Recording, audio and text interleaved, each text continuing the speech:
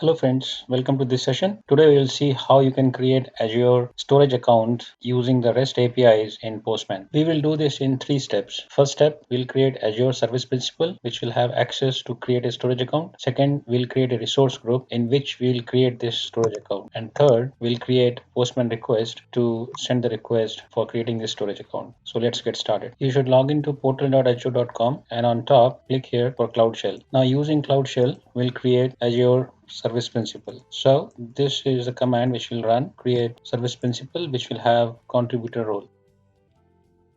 Once the service account is created, note down app ID because this is required. This will be our client ID and the password, which will be our client secret, and the tenant, which will be our tenant ID. So note down these 3 things. Now we'll create a resource group using this command. You can choose your own location. I am creating in West US. You can choose whichever location suits. So resource group by this name is created now. Now our service principal and resource group is created. We'll open Postman and we'll create a new collection. Because I already created a collection which I will share in the description in this video, I will directly import that collection. Now here you can see I have 2 requests. The first request is to get the bearer access token, and the second request is to send a request to create storage account. To run this request, I will also need environment, so I will import the environment variables as well. So you can see here Azure storage account environment, and these are all variables which we will need to run this request. Client ID, secret, tenant ID, resource, subscription ID, resource group name, account name, access token, and grant type. Now we'll fill those values. App ID is same as client ID.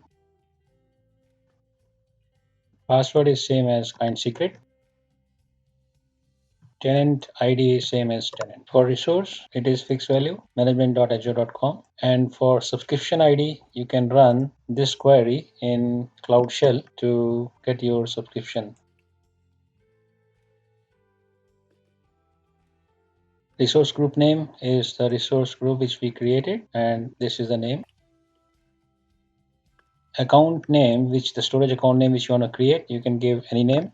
Access token, you don't need to enter here anything. When the request will be sent and access token is received, it will be updated here. Grant type is fixed value, which is client credentials. And don't forget to save. Our environment variables are created now. We'll go back to collection. We'll go to get access token, the get request. And this is the request which will be sent. And tenant ID will be, right now it's not showing anything. So we'll select the environment here. And now you can see it shows the value. In the test, we will copy these 2 lines, and you see here it sets the access token in the environment when it receives the response. In the body, these 4 variables, client ID, grant type, client secret, and resource, they come from environment. And now we can send this request. Status is 200 OK, and this is the response. Now if you check here, it would have set your access token. As we have received the access token, we are good to run create storage account. This request requires subscription ID, resource group name, and the account name, which is nothing but storage account name. And these all values will come from the environment. In the authorization, we will select bearer token, and